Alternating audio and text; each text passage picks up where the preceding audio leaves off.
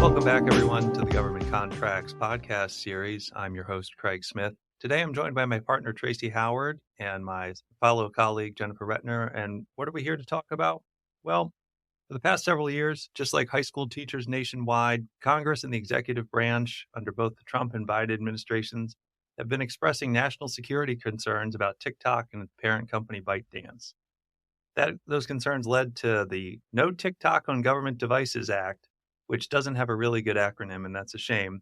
But it was enacted last year, then implementing guidance for agencies and government personnel from OMB earlier this year in February, and then most recently a June 2023 interim rule from the FAR Council to implement that statute's ban on TikTok use on some government contractor devices. We dropped an alert on that a few months ago, and it's time to check in. So Tracy and Jennifer are here with me to discuss what the FAR rule says and what it means for government contractors. So Tracy, let's start with you. What are these concerns that Congress is trying to address with the legislation in the first place? Sure. So we have to connect a few dots to get there. The first is ByteDance, the parent company that produces TikTok, is a Chinese company. It's headquartered in Beijing. Then we need to look at what is it that TikTok has access to on a user's phone. When a person downloads the app, it grants permission to access the device's storage and access the Wi-Fi connection. And that means the app can collect data without the user's knowledge, including things like the device brand and model, the mobile carrier, the operating system, the phone number, the user's email address, browsing history, contact list, a long list of things.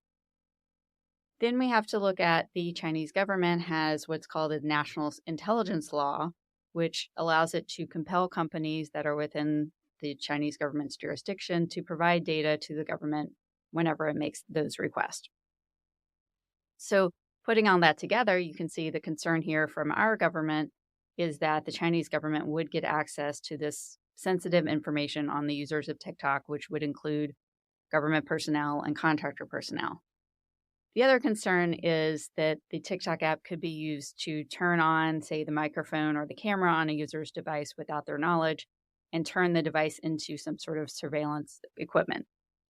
And I mean, in some ways, we've heard that about various types of home office assistants or other devices. But I guess the concern here is this is not a domestic company that would be pulling the strings. Exactly.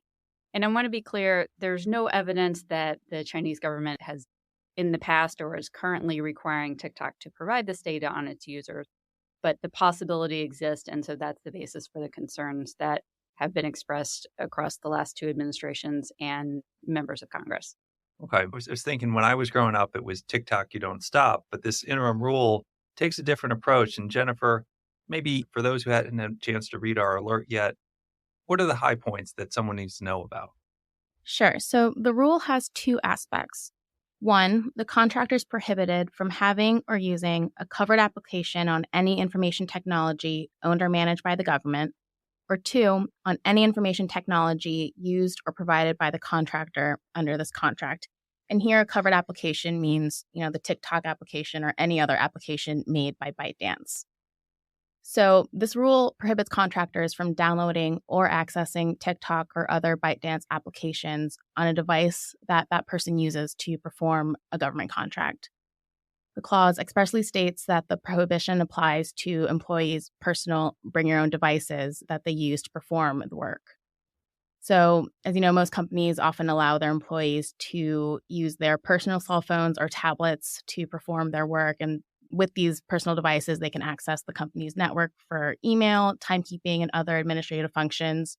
Some employees even have their own laptops, personal laptops at work to perform government contract work. It still blows my mind.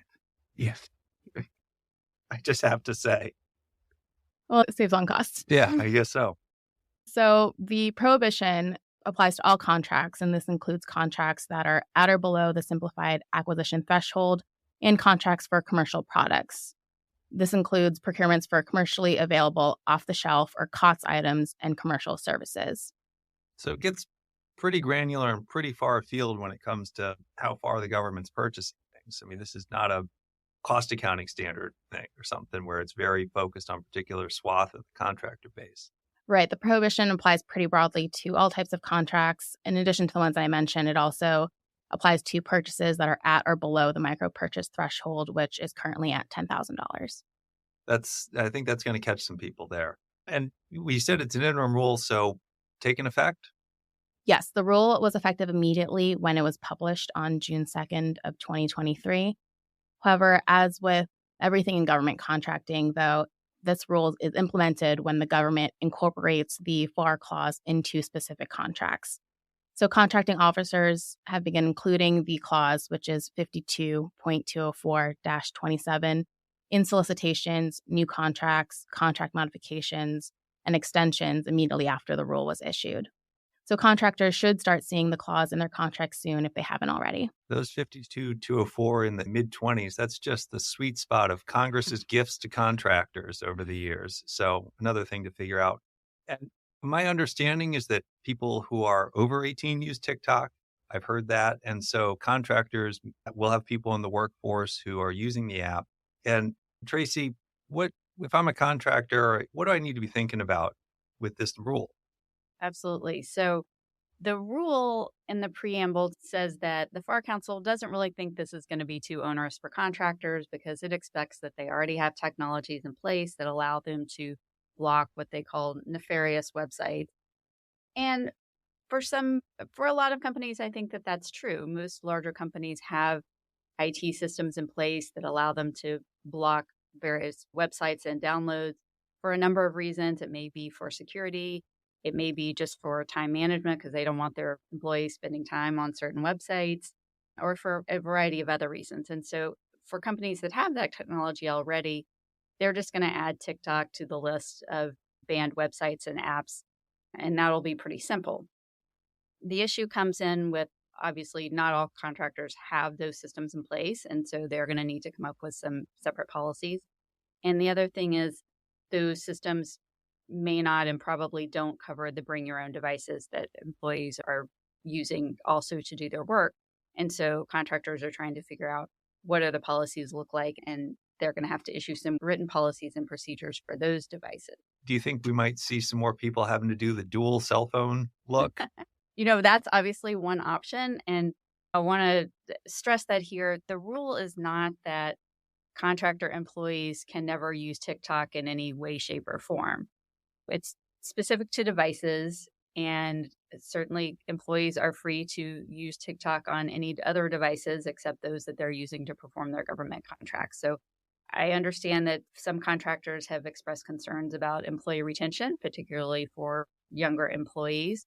But I think it's important to have some perspective here about what exactly is and is not prohibited under the rule. But I think that the point you just made, Tracy, is one that's also important to not lose sight of. Is I joke about, the kids these days, because I'm too old to use these things. But there is a large portion of the workforce that uses TikTok regularly for a lot of things, and it's important. And so being thoughtful about that share of the workforce, which, is the future of your workforce, it's not an easy balance. And my sense from hearing you talk about the work you've done with contractors is it is very possible to underestimate the reaction that employees may have to restrictions on this. Absolutely. It's something that companies need to, be cognizant of and maybe incorporate into their messaging when they're rolling out these new policies and procedures. But that's just at the federal level. So the states have to get in on this too. And what are they up to? So a lot of states are addressing this as well. We're up to more than 30 states have implemented TikTok bans in some form or another, either through statute or regulation. The extent of those varies, and my sense is that most of them are specific to government employees and government owned or issued devices. But there may be some that also affect contractors. And for those contractors who are in the federal space and also do state government work, I would encourage them to understand what those state government laws are and how they may dovetail with the federal statute or may in some cases be broader. And that may inform how they want to craft their policies for federal government contracts. And it may lean toward maybe a broader application than what's strictly required the FAR clause. Okay. I mentioned a few moments ago that difficult spot in the 52,204/20s clauses. And I think of the Section 889 of the NDAA from a few years ago with the Huawei restrictions, which There's an interim rule that's been out for a number of years. Unclear when we're going to see a final rule, but the idea is there will someday be a final rule. And Jennifer, I'm imagining there'll be a someday there's a final rule for this one too. Right. We're likely thinking, yes, there will be a final rule at some point. So public comments on the interim rule were submitted through August 1st. The FAR Council will likely review those comments and then make revisions for the final rule that could be issued in the future. The statute, however, is fairly specific, and the final rule can't deviate from that. But the FAR Council might choose to include further explanations or definitions to some of the terms that they used, like what using a device under a particular contract means. And contractors may need to adjust their policies and procedures accordingly to ensure that they're continuing to comply with the rule. And by the time that the drafters have figured it all out, gotten it through OFPP, everyone will have moved on to the new social media thing that doesn't exist yet. So something to look forward to when it comes to your compliance. So Tracy, Jennifer, thank you so much for joining us today. I think this is a great way as we kind of get back into the swing of things with August rolling into September. For contractors that haven't been as focused on TikTok, this is a good time to do a check-in on that and make sure that they're complying with the interim rule. Thanks so much for joining. Thank you. Thank you.